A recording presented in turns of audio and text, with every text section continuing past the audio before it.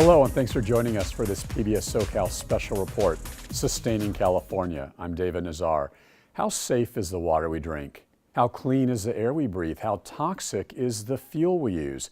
How do we sustain a healthy environment where everyone prospers, but not at the expense of future generations? Throughout the year, we'll be talking with environmentalists, pro-business interests, climate change scientists, corporate America, liberals, conservatives. Everyone gets a say, because so much is at stake. And that brings us to our first story, the personal crusade of a West Los Angeles councilwoman waging war on the oil industry. Culver City, California, this iconic SoCal community, founded on the movie industry 100 years ago, sits nestled in the heart of Los Angeles County, Hollywood to the north, LA International Airport to the south, the Pacific Ocean to the west. Next door to Culver City sits the nearly 100-year-old Inglewood oil field. This 1,000-acre oil field is the largest urban oil field in the U.S., with its 1,700 oil wells, 500 of which are currently active. 10% of the Inglewood oil field is located directly in Culver City. The Inglewood oil field is unlike any other in the nation. It is smack dab in the middle of Los Angeles County, which is the most populated county in the country. Homes, parks, and schools surround the field. At close inspection, you can see how some of the oil wells literally sit in the backyards of people's homes. Megan Sally Wells is a Culver City Council member and former mayor. There are 1 million people within a 5-square-mile radius of this field. The type of drilling that is happening today, thanks to technology, is much more intensive than what we've seen in the past. Sally Wells says she's concerned that the Inglewood oil field is destroying the environment and posing a serious danger to her 40,000 Culver City residents. She questions whether the field is polluting the air, poisoning the water, contaminating the soil, compromising people's health. Sally Wells says back in 2006, toxic gas fumes emanating from the field got into the air, leading some residents to evacuate their homes. And in 2011 and 2013, there were fires at the oil field. Then there are documented reports she showed us about the hydraulic fracturing or fracking here in past years. Fracking is a high-pressure technique used to drill for oil and natural gas from rock that is not easy to reach.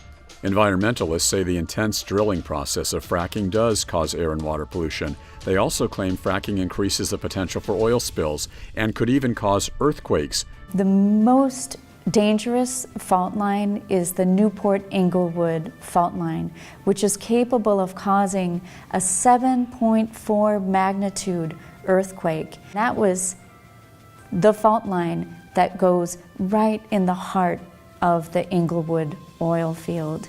What happens to the chemicals, to the oil, to the pipelines, to all of these dangerous materials when we get a 7.4 earthquake? Because of these concerns, Sally Wells is trying to implement a new set of rules and regulations to give greater oversight to the Inglewood oil field on the local level. Those proposed Culver City regulations include things like banning enhanced oil drilling techniques like fracking, having a 400-foot buffer between the wells and homes, parks, and schools, implementing mandatory electric drilling rigs as opposed to diesel rigs, and no construction of new wells. Sentinel Peak Resources, based in Bakersfield, 2 hours north of Culver City, is the company which operates the Inglewood oil field. Sentinel refused to be interviewed on camera for this report. However, the company agreed to a phone interview. I spoke with Christine Halley, the Director of Environmental Health and Safety and Regulatory Affairs for Sentinel. In the industry, we face from time to time local agencies that attempt to come in and exert ever more stringent sets of regulations over oil and gas production. We look to the state's Department of Conservation, the Division of Oil and Gas, to regulate oil and gas production. Now, there's a seated body of experienced professionals. They're knowledgeable. When local agencies seek to do that, we're always attentive as to whether they are overreaching local land use authority, where, in our opinion, the city is overreaching into areas that are definitely the jurisdiction of other regulators. Megan Sally Wells says her city must have regulatory authority because she believes the state of California and the county of Los Angeles do not do enough to regulate the Inglewood oil field. We are asking for transparency. There are still some inconsistencies that are troubling to us because in order to regulate, we need to have the facts. Well, you keep saying transparency, inconsistency. What are they not being transparent about? What are they not telling you? There could be drilling, slant drilling under our homes with consequences that we're not sure that they're safe. And we keep asking the oil company to tell us, hey, what are your plans? And where are you currently drilling underground? That's where we're running into difficulties. So I find the remark of lack of information availability to be kind of curious. It's quite remarkable. There's an amazing amount of information that one can get regarding what the operations in the setting is, and Inglewood is no exception to that. Dave Quast is the California Director of Energy in Depth, which is part of the Independent Petroleum Association of America. Quast represents the oil industry. There's over 20 government organizations that have some level of regulatory oversight on this field. There are regular community meetings that tell the residents living in the communities surrounding it everything that's going on with the field. There are, of course, very rigorous state laws, the most rigorous in the country, that apply to it. So at all the different levels of government, including local, this is probably the most heavily regulated oil field you'll ever stand on. When you hear Culver City city government saying it's not properly regulated or there's not enough oversight or accountability, what does the oil industry say to that? Well, I've certainly heard individual members of the Culver City government make suggestions like that. And in fact, I've heard them make those suggestions for years. And then, for example, the state turns around and passes a bill that we called SB4, which are the most stringent hydraulic fracturing regulations and oil and gas regulations in the nation. They'll tell you that, this is the most highly regulated oil field in the United States. They'll tell you that we've done all these studies that prove that there's absolutely no problem whatsoever. I think it is appalling. I think it is absolutely unacceptable. Ben Preston is an environmental scientist and senior researcher at the RAND Corporation. RAND is a nonprofit, nonpartisan global research institution studying everything from sustainability and environmental issues to technology and national security. Fracking technology in particular has enabled the U.S. to really boost production of not only natural gas but also oil. Our oil production is effectively doubled, natural gas production's up around 50%. That's a benefit. It's allowed us to keep oil prices relatively low and gasoline prices relatively low for consumers. What it's also done is allowed electrical utilities to proceed in this sort of long-term shift away from coal toward natural gas. That has benefits both for air quality and reducing greenhouse gas emissions. So the challenge is there's concerns about contamination of groundwater or surface water. There are concerns about fugitive emissions into the air from things like methane or other potential toxics being released into the air. And to top it all off, we're concerned about seismic activity and earthquakes in certain parts of the country arising from fracking. So the challenge for society is how do we balance these sort of benefits and these costs, and who gets to decide? Megan Sally Wells says Culver City should get to decide. To say that we don't have the right as a city to regulate what's within our boundaries is patently false. We have land use regulation, and that's our job, is to protect our residents. Culver City's own environmental impact report regarding the Inglewood oil field was made public back in September of 2017. That report is now being reviewed, and the city is taking public comment over the next couple of months.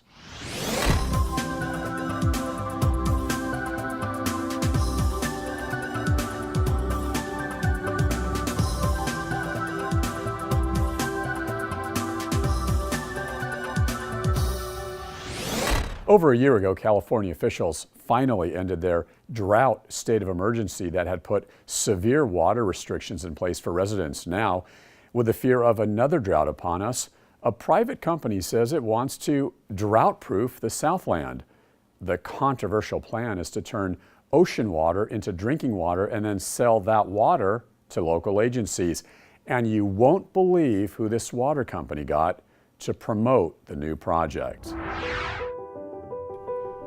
Water is to California what oxygen is to humans. The state could not exist without it. So when a private company called Poseidon Water decided to build a desalination plant in the city of Carlsbad in San Diego County 20 years ago, they were onto something. Desalination is a process of turning salty ocean water into drinking water, using what's called reverse osmosis. The water can then be put in city pipes as tap water. This is basically the same system used to create some bottled water you get at your local store.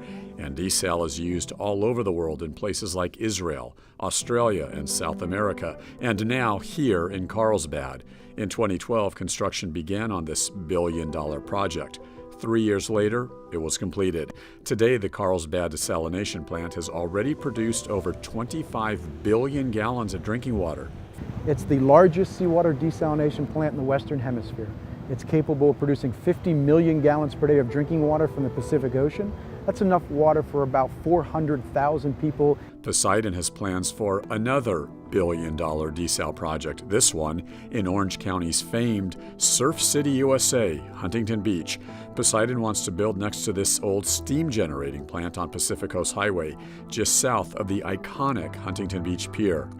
So in Huntington Beach, we're in the final phase of the permitting process. We anticipate that we'll successfully obtain all the permits that we need to build the facility by the end of 2018. About 3 years to build the facility. Poseidon's Huntington Beach project has been met with all kinds of challenges and obstacles over the last decade, partly from angry environmentalists who've been trying to stop the project, arguing that desalination harms the ocean, seafloor, and marine life. The company says their design includes using pipes fitted with mesh screens a width of a dime or credit card to bring in the water and keep the sea life out so nothing gets harmed. However, environmentalists like former Huntington Beach Mayor Debbie Cook are concerned about things like all the fish larvae and fish eggs that are going to be killed when the water is extracted through the screens.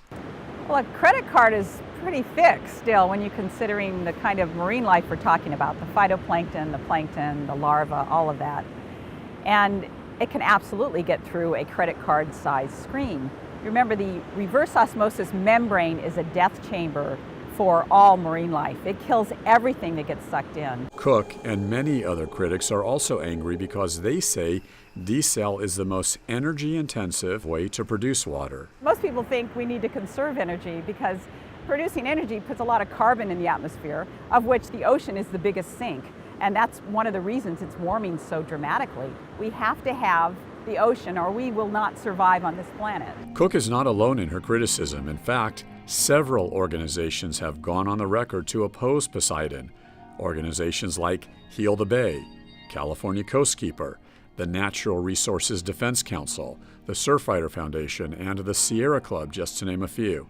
And yet, with all that said, one of the nation's most staunch environmentalists is doing everything she can to promote the new Huntington Beach desal project for Poseidon. Former Democrat Senator Barbara Boxer of California has been called the most liberal environmentalist the U.S. Senate has ever seen. Now the Poseidon Company has hired Boxer as their consultant. At a recent public hearing to discuss the proposed Huntington Beach project, Boxer, who normally receives much environmental praise, was booed and heckled when angry enviros confronted her, insisting the former senator had betrayed them. When we met with Boxer at the beach in Carlsbad, she was taking all the criticism in stride. I'm working on desal because I've always believed that desal is critical in terms of the way we adapt to climate change. It's crucial. And I supported this plant as a senator years ago. So here we have our ocean. There it is, as far as the eye can see. And if there are ways to take the salt out of it in an environmentally sensitive way and using the advances of technology, let's do it. And if a private company is willing to pay for the $1 billion, let's do it. And if we want to know if desal works, let's look at Israel, for an example. And let's look right in Carlsbad, for example, where we're seeing millions of gallons a day of drinkable water. When I heard you talk about water solutions, desal was always at the bottom of the list. If I recall, you would always talk about water conservation, water replenishment, recycling, And then it was Desal. No, you're wrong. If you look back at my record, it was in the bills that I wrote. Just because I may have set it forth doesn't mean it wasn't as important as one or two. But obviously, it's all the above. You've got to do conservation. If we could conserve our way out of this, that would be great. We can't. You've spent 40 years in public political life, 24 in the United States Senate. You have been a true champion with tremendous conviction about the environment. However, now you've also heard your critics saying you're a shill for Poseidon or you're sort of a sellout. I've never heard anyone call me a sellout. Anyone who knows me knows that I've been for Desal for many, many, many years. Not everyone in Orange County believes former Senator Boxer. Pierre Swan has spent nearly 40 years studying water. Swan is currently a director of the Irvine Ranch Water District Board. He has served on the Metropolitan Water District Board in Los Angeles, which is one of the largest districts in the entire world. Irvine Ranch is one of the agencies within the Orange County Water District to whom Poseidon intends to sell water from its proposed Huntington Beach desal plant.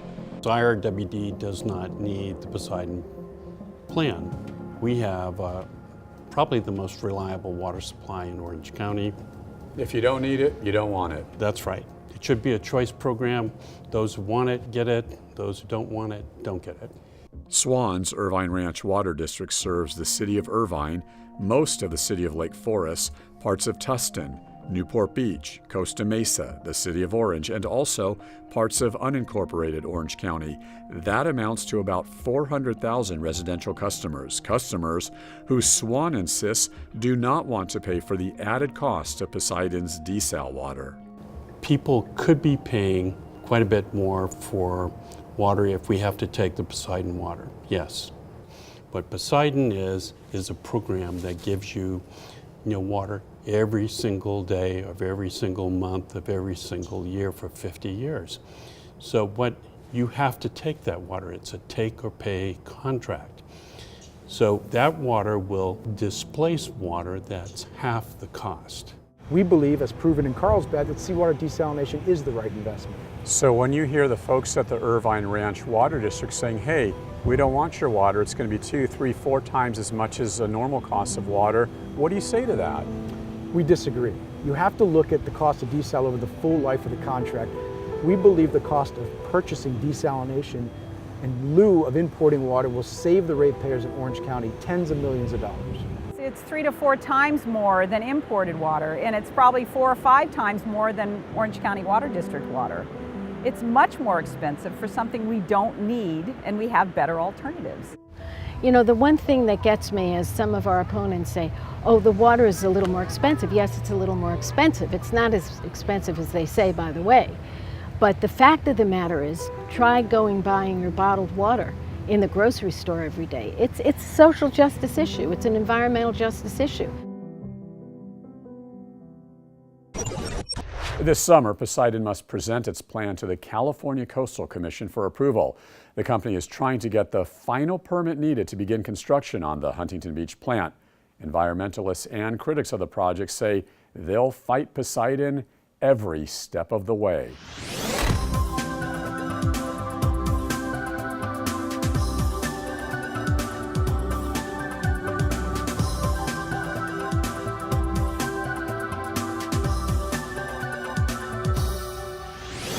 For decades, Hollywood has been producing blockbuster films about Martians traveling from outer space to see what life was like here on Earth. Well, just 30 minutes outside of Hollywood sits NASA's Jet Propulsion Laboratory in Pasadena, where for decades, scientists have been trying to find out what life was like outside of Earth. Was there past life? Can outer space eventually sustain human existence in the future? NASA and JPL have launched their latest space mission in the hopes of finding out. T-minus 10, 9, 8, 7, 6, 5, 4, 3, 2, 1. Main engine start, 0. And liftoff of the Atlas V with Curiosity, seeking clues to the planetary puzzle about life on Mars. For the last 20 years, NASA has had a constant robotic presence on Mars, mostly looking for signs of water. The Curiosity rover has been stationed on the red planet for the last 5 years.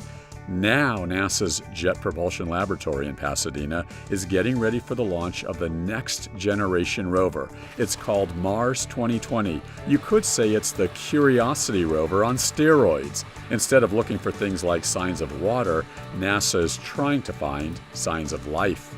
Was there life on Mars billions of years ago? With a scheduled launch date of July 2020, the new rover is using the most advanced technology ever to bring science data collected from Mars back to Earth to help answer that question.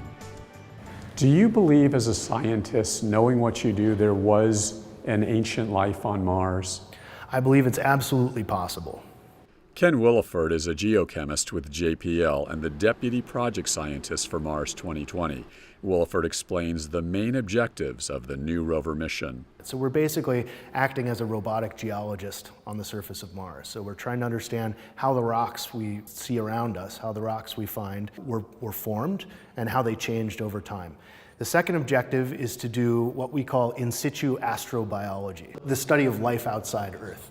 And we're interested to understand if the planet Mars was ever inhabited. And that's where we start to do something like planetary paleontology. And paleontology on Earth, we might think of as studying dinosaurs. We think of paleontologists as Jurassic Park running around looking at dinosaur bones and so forth. What we're doing is microbial paleontology. We're studying the potential ancient record of life on Mars and looking at the ancient record of life in the solar system. The third objective is to use the data we collect with our various scientific instruments as we explore our landing site to find the best locations in our landing site that we think have the best hope of preserving signs of ancient life or signs of ancient environmental change on Mars. And we'll go to those locations and we'll sample them. Mars 2020 is kind of like the Indiana Jones of the solar system in search of ancient artifacts. Part of the way NASA scientists plan on doing this is to collect as many rock samples as possible. This is the most challenging robotic development that JPL has ever embarked upon. JPL's Keith Rossetti is part of the team that manages the development of Mars 2020. He explains the rock collection process. This is the test arm and drill that will be mounted onto the Mars 2020 rover. Our drill is the rotary percussive drill. It's like the drill you would use to cut into concrete or a jackhammer here on Earth. It spins and has a hammer that pounds onto it that helps us cut into rock. It collects the sample into a tube that is inside the bit, and the robotic arm brings that back inside the rover, where we then seal it up in a tube and get it ready to come back to Earth. We hope to find signs of past life. We hope to find fossilized remnants of microbes. We hope to find organic molecules, anything that might indicate that there was life in Mars' ancient past. Jim Lewis is helping unlock that ancient past. Lewis is a JPL physicist working on Mars 2020. He is a manager for what's known as MOXIE. MOXIE is a demonstration mission. It's one of the 7 competitively placed instruments on the Mars 2020 rover. What it does is it converts Mars' atmosphere into usable oxygen for humans. Now, why do we need oxygen for humans? We need oxygen for 2 things: for breathing, for humans to breathe, and also we use it as a propellant for rocket fuel. Now, it's a demonstration mission. That means that we're not storing huge amounts of oxygen, we're just demonstrating that we can produce it on Mars. Once we demonstrate that, then we'll send a larger mission to collect many bottles of oxygen for use. And just for clarification, you folks aren't sending a human to Mars, just yet anyway. No, we're nowhere near that. For now, humans on Mars are not the probability. What about the possibility? The more we know about the surface of Mars, the better prepared we are within NASA to send humans to the surface and bring them back safely.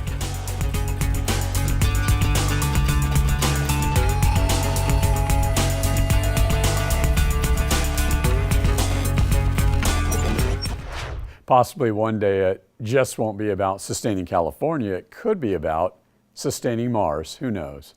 And that's it for this edition of Sustaining California. Please email your questions or comments to sustaining@pbssocal.org. That's sustaining@pbssocal.org. Also, tweet me your questions or comments at DavidNazarNews. DavidNazarNews. I'll be sure to get back with you. Thank you so much for joining us here at PBS SoCal.